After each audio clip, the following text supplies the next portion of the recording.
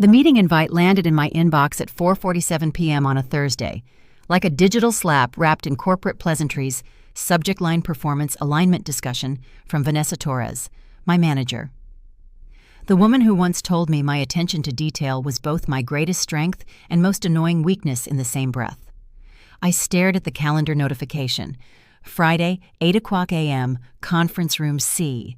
Mandatory attendance required, and something in my chest clenched like a fist because Vanessa didn't do performance discussions. She did performance executions, and she always scheduled them right before weekends, so you'd have 48 hours to marinate in your own anxiety. I screenshotted the invite, not because I needed proof, but because my therapist had taught me to document everything that felt off, and this felt like a neon warning sign flashing. Run when I walked into that glass fishbowl. The next morning, she was already seated wearing her signature black blazer, and a smile that could frost windows next to her sat Joaquin from HR, a man whose entire personality could be summarized as beige wallpaper and conflict avoidance. He had a manila folder thick enough to choke a horse, and the kind of uncomfortable expression people wear when they're about to deliver bad news to someone they secretly respect. "Thanks for coming," she said. "Like, I had a choice. Please sit." Her voice had that fake warmth that sounds like customer service training mixed with barely concealed irritation. I took the chair across from them. The same chair where 6 months ago she'd praised my quarterly analysis as game-changing. The same chair where last month she'd credited my vendor negotiations for saving the department $40,000. The same chair where 3 weeks ago she'd asked me to stay late to fix her presentation because she couldn't figure out why the charts weren't updating properly. Now it felt like an electric chair with better upholstery and motivational posters. Joaquin opened the manila folder with the ceremony of a mortician, revealing a corpse. "We've been reviewing your recent performance," he began. Voice monotone as elevator music, and there are some concerns that need addressing. My stomach dropped, but my face stayed neutral. Years of dealing with Vanessa had taught me to keep my reactions locked down. What kind of concerns, I asked already, knowing this was going to be a masterclass in corporate gaslighting. Vanessa leaned forward like a therapist about to deliver devastating news. "Your communication style has become increasingly difficult," she said. "Several team members have expressed feeling undermined by your approach." I blinked once, twice, waiting for the punchline that never came. Several team members. Which ones, specifically? Because our team had exactly 6 people, and I could account for my interactions with each of them. "I can't share specifics," she replied smoothly. "But the feedback suggests you've been overstepping boundaries, questioning established processes, creating tension during collaborative efforts." My mouth went dry because every word was a twisted version of reality run through a corporate blender and served back as fact when I questioned the data migration timeline that eventually saved us 3 weeks of rework that became overstepping boundaries when I caught the billing error that accounting missed for 6 months that became undermining established processes when I suggested we automate the monthly reports instead of manually updating 17 spreadsheets like medieval scribes copying manuscripts that became creating tension during collaborative efforts. I felt like I was in a funhouse mirror where competence looked like insubordination, where efficiency became aggression, where doing my job well somehow made me the problem, the kind of problem that needed to be managed, corrected, eliminated. Joaquin nodded along like a bobblehead in a hurricane. "We're recommending a performance improvement plan," he said, sliding a document across the table. 30-day evaluation period with specific behavioral modifications. It's standard procedure for addressing these types of workplace alignment issues. I picked up the paper and my hands didn't shake, even though my insides felt like they were dissolving. The plan was a masterpiece of bureaucratic gaslighting, 8 pages of vague language, impossible metrics, subjective measurements designed to fail. Because how do you quantify being less difficult? How do you measure improved collaboration when nobody will tell you what you did wrong in the first place? How do you demonstrate cultural alignment when the culture itself seems designed to punish competence goals, like demonstrate improved receptivity to feedback work, more collaboratively with team members, show enhanced awareness of workplace dynamics? Each bullet point was a trap wrapped in corporate speak designed to make you fail and then blame you for the failure. I looked up at Vanessa's face, searching for any trace of the woman who once called me. Her secret weapon during budget season, who used to forward me emails with notes like, "You always know how to handle this stuff." Who had literally texted me at midnight 2 months ago, begging me to review her presentation for the executive committee because she was panic spiraling about the data analysis. But all I saw was a stranger wearing her skin practicing corporate ventriloquism. "This feels pretty sudden," I said carefully. My last review was exceptional, outstanding in every category. Vanessa's smile tightened like plastic wrap over leftovers. "Reviews are snapshots," she said. "But culture fit is ongoing, and frankly, your recent behavior suggests you might not be aligned with our team values anymore." Team values like what exactly, I asked, because I'd helped write the team charter that defined those values: collaboration, respect, accountability, continuous improvement. Apparently, those only applied when they were convenient. Like being collaborative, she said. Like being coachable. Like understanding that feedback is a gift, not an attack. Like recognizing that sometimes being right isn't as important as being part of the team. That last part hit me like a slap because it revealed everything. This wasn't about performance. This was about power. This was about a manager who felt threatened by someone who actually knew how to do the work, someone who read the policies, someone who asked uncomfortable questions about why we were doing things the hard way when easier solutions existed. I wanted to laugh, wanted to scream, wanted to ask her when exactly she'd traded her spine for a promotion, when she'd decided that managing up was more important than managing effectively. Instead, I nodded slowly and asked for the weekend to review the document. They agreed because they thought they'd already won.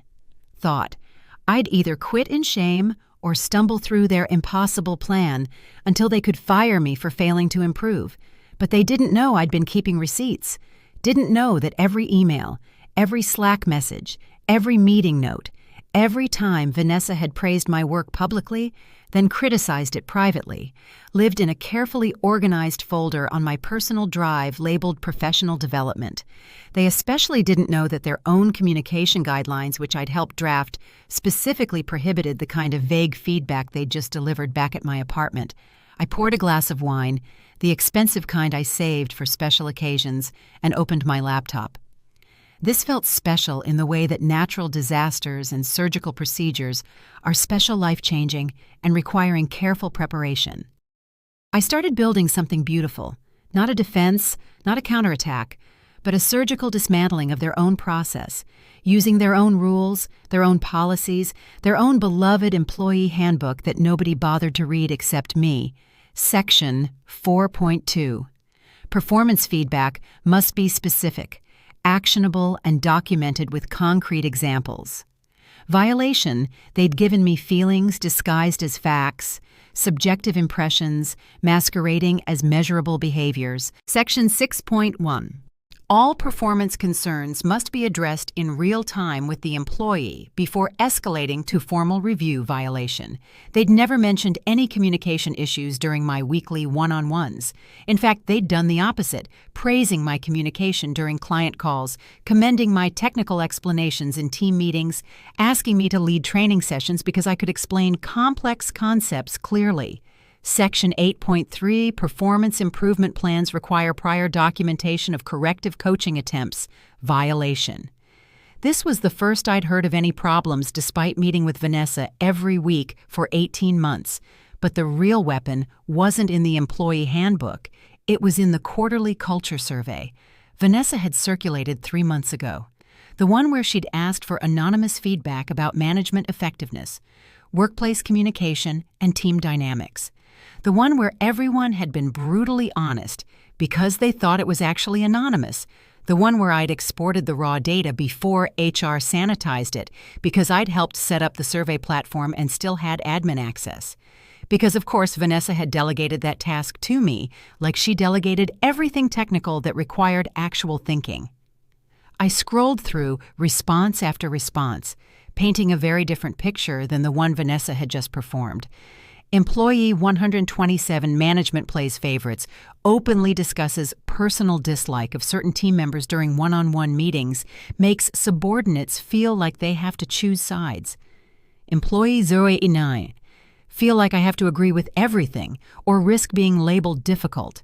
Have seen good employees pushed out for asking questions or suggesting improvements. Employee 156 manager creates hostile environment by changing expectations without notice, then blaming individuals for confusion when they can't meet undefined standards. Employee 203, gaslighting behavior. When concerns are raised, immediately dismissed or turned back on employee as their problem. Not management issue, would not recommend this manager to others.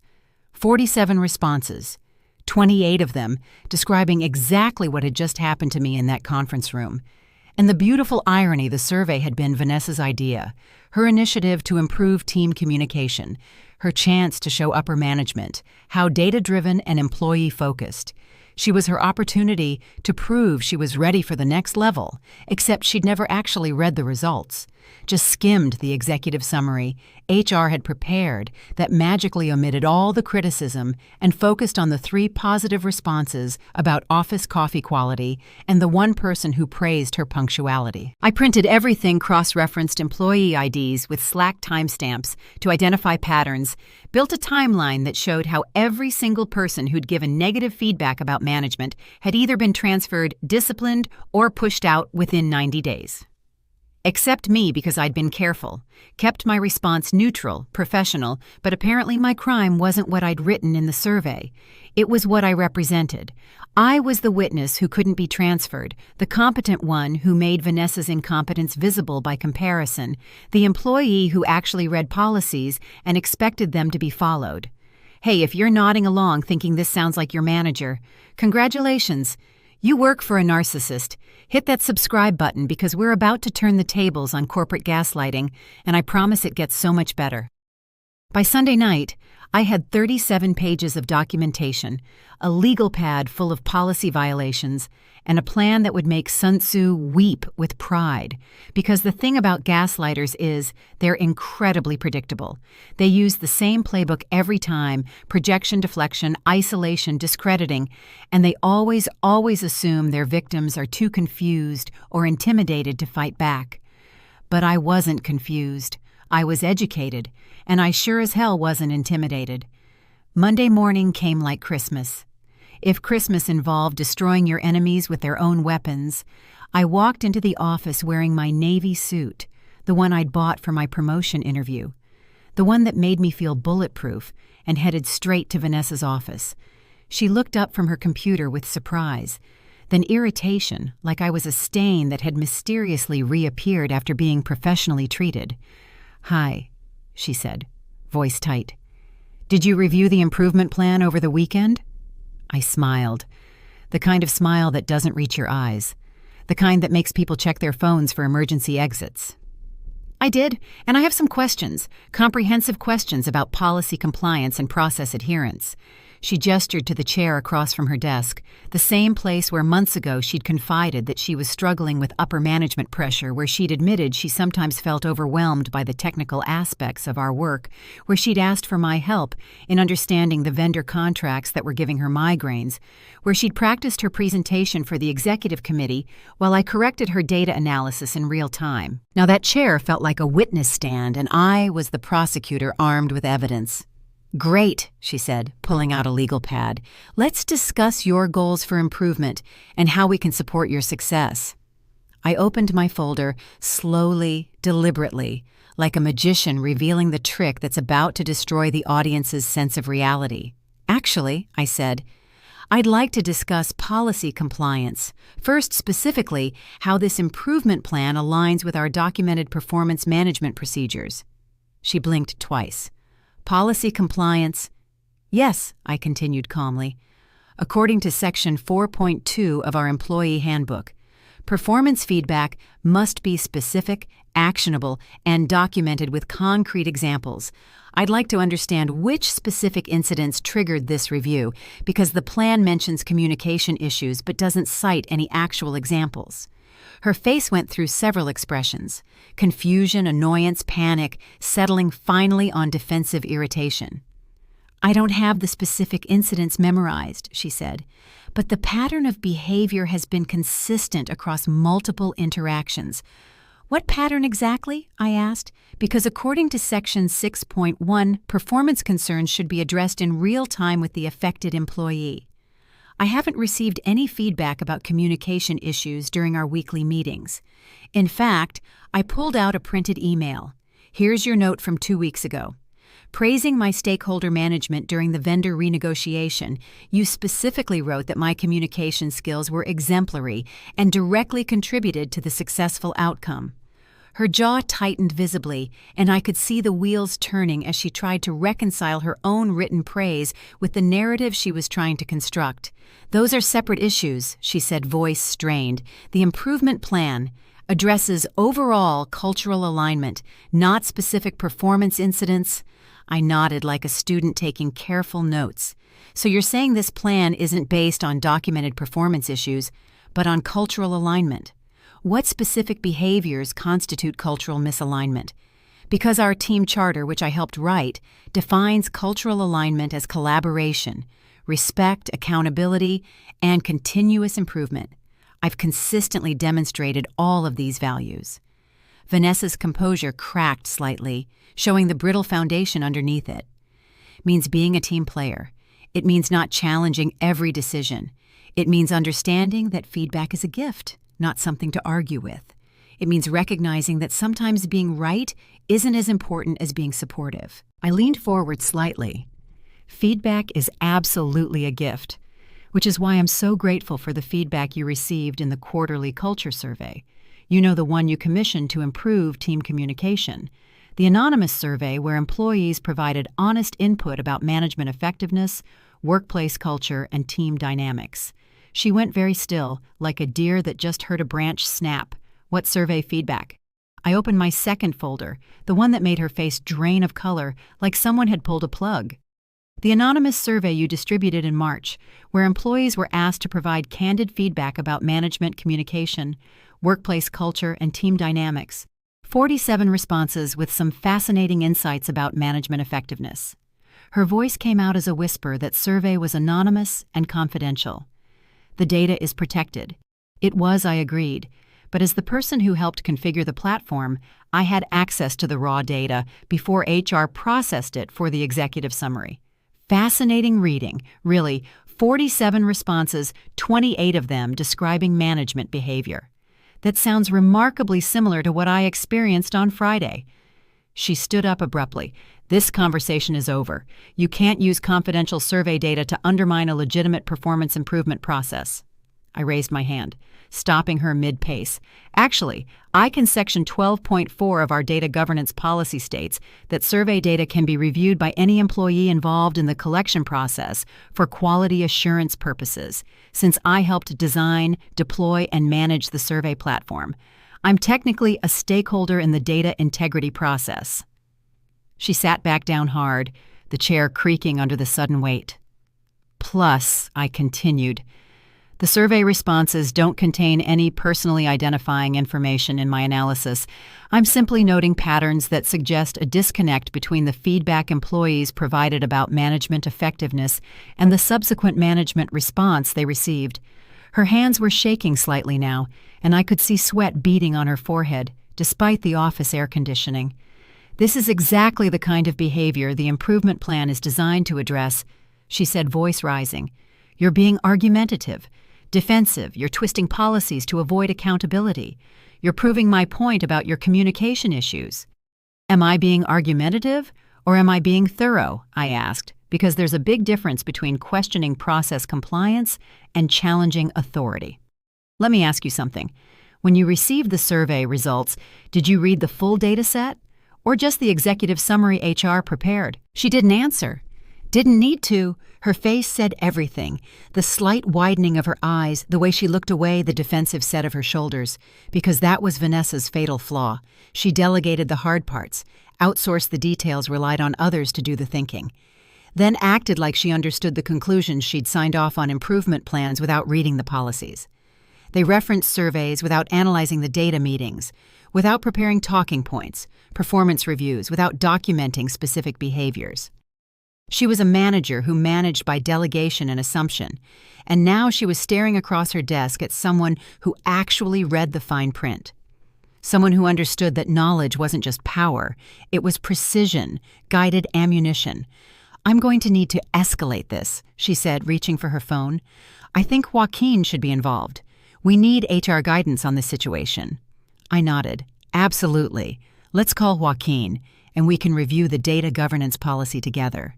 I'm sure he'll be interested in the survey analysis, especially the responses about management accountability and employee retention patterns." 5 minutes later, Joaquin trudged into the office looking like a man who'd rather be anywhere else, including a root canal appointment or a tax audit or a parent-teacher conference about his imaginary child's behavioral problems. Vanessa immediately went into victim mode.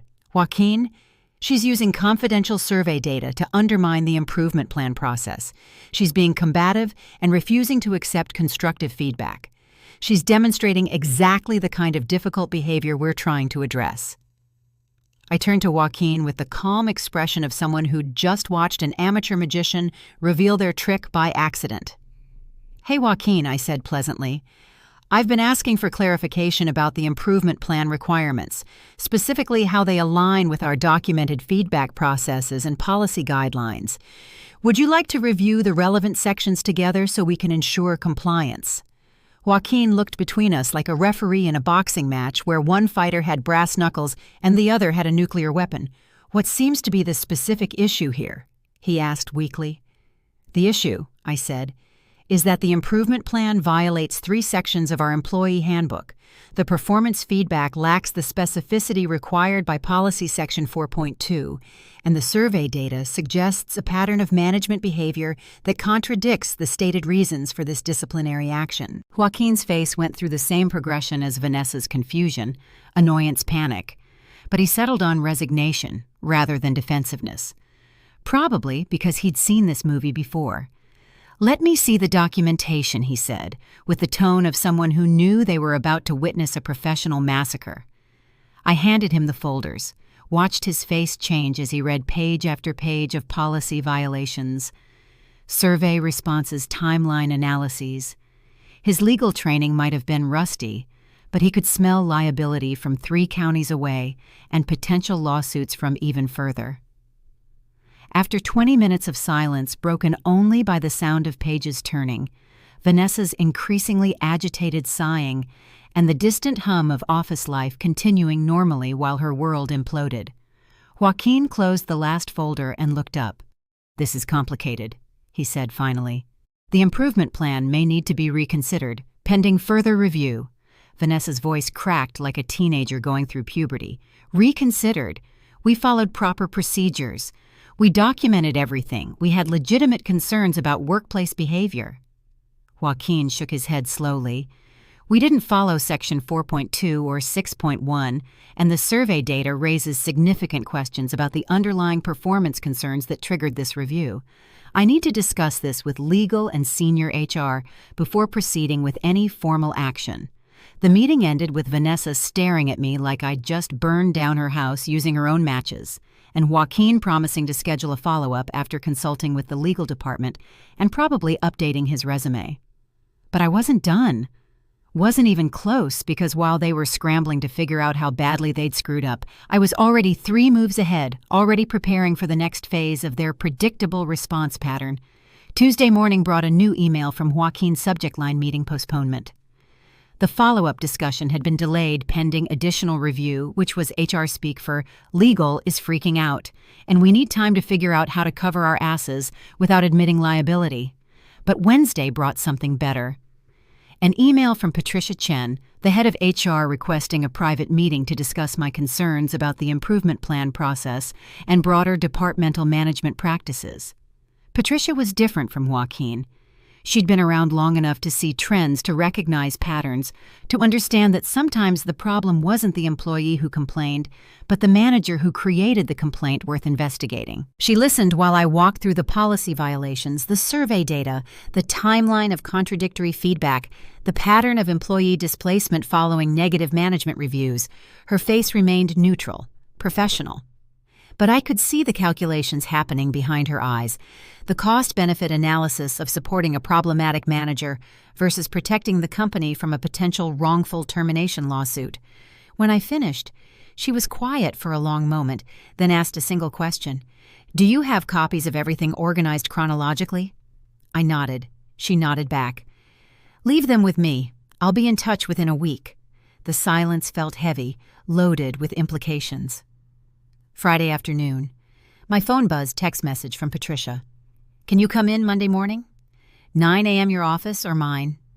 "I asked mine," she replied, "and bring your complete documentation file, but just to be clear," she added, "this isn't about the improvement plan anymore."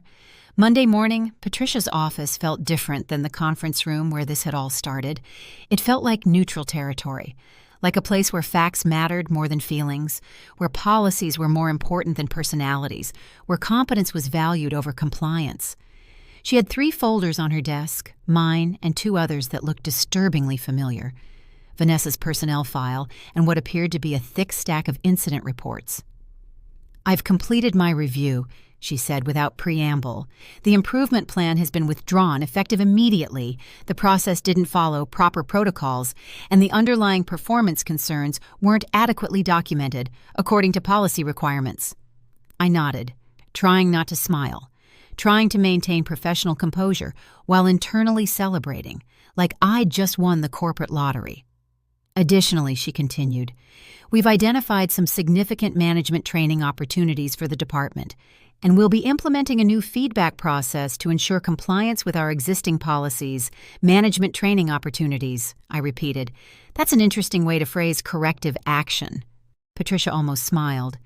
"It's HR Speak for Your Manager is about to have a very uncomfortable conversation about leadership effectiveness, policy, compliance, and the difference between management and harassment. But that's not the primary reason you're here today." I raised an eyebrow. She opened the thickest folder. "You're not the first employee to raise concerns about management practices in this department. Over the past 18 months, we've had 7 formal complaints, 4 emergency transfers, and 2 resignations, all following similar patterns, all involving the same management behaviors you documented so thoroughly." I felt vindication wash over me like warm water, the kind of satisfaction that comes from being right about something everyone else refused to see, from having your instincts validated by data, your concerns legitimized by patterns. But Patricia wasn't finished. "The survey data you analyzed confirmed what we suspected, but couldn't prove without documentation. The management issues in this department have created a pattern of employee displacement, and that's a liability we can't ignore, especially when it involves potential discrimination against high-performing employees." She paused, looked directly at me. "We're restructuring the entire department." "What does that mean exactly?" I asked, trying to keep my voice steady. She slid a paper across the desk. "Your current manager will be transitioning to a non-supervisory role. Effective next Monday, you'll be reporting directly to the regional director until we complete the department reorganization. And just so you know," she added with the closest thing to a smile I'd seen from HR in years, "your thoroughness in documenting these issues has been invaluable to our understanding of the systemic problems we need to address." I walked out of that meeting feeling like I'd just won a chess game I'd been playing for months. Not just because the improvement plan was gone or because Vanessa was being demoted, but because the system had actually worked when someone who understood the rules demanded they be followed. But the real satisfaction came the next morning when I found Vanessa cleaning out her office, her desk covered with boxes and folders, her face a mask of barely controlled rage mixed with what looked like genuine shock, like someone who'd never considered that actions might have consequences. She looked up when I passed her doorway, and for a moment we just stared at each other. 2 women who'd been in the same department for 3 years, but had never really seen each other until now, until the power dynamic shifted, until the truth came out. I thought about saying something, thought about offering some kind of professional courtesy, some acknowledgement of shared experience, some gracious victor's speech. But then I remembered the conference room, remembered the manila folder, remembered the way she'd tried to gaslight me into believing my competence was a character flaw, my thoroughness was insubordination, my success was somehow a threat to team cohesion. So I just nodded once and kept walking, because sometimes the best revenge isn't a dramatic confrontation or a clever comeback. Sometimes it's just being right and having the receipts to prove it. 2 weeks later, I got promoted. Vanessa's old position with a salary bump, a bigger budget, and a team that suddenly seemed much more collaborative, much more engaged, much more willing to participate in actual feedback conversations rather than performance theater. But the real victory wasn't the promotion or the money or even the office with the window. It was the email I received from a junior analyst who'd been transferred out of the department 6 months earlier. She'd heard about the restructuring through the office grapevine and wanted to thank me for standing up to the management practices that had made her job unbearable, that had made her dread coming to work, that had convinced her she wasn't cut out for corporate life. She was thinking about applying to transfer back. She said, now that there was new leadership, now that someone had proven you could challenge the system and win, now that competence was valued over compliance, reading that email, I realized I hadn't just saved my own job. I'd created space for others to come back to actually do their work without fear of retaliation for doing it well, and that felt better than any revenge fantasy I'd ever imagined. Thanks for watching, you workplace warriors. Hit that subscribe button because apparently reading the employee handbook is a revolutionary act, and we're just getting started.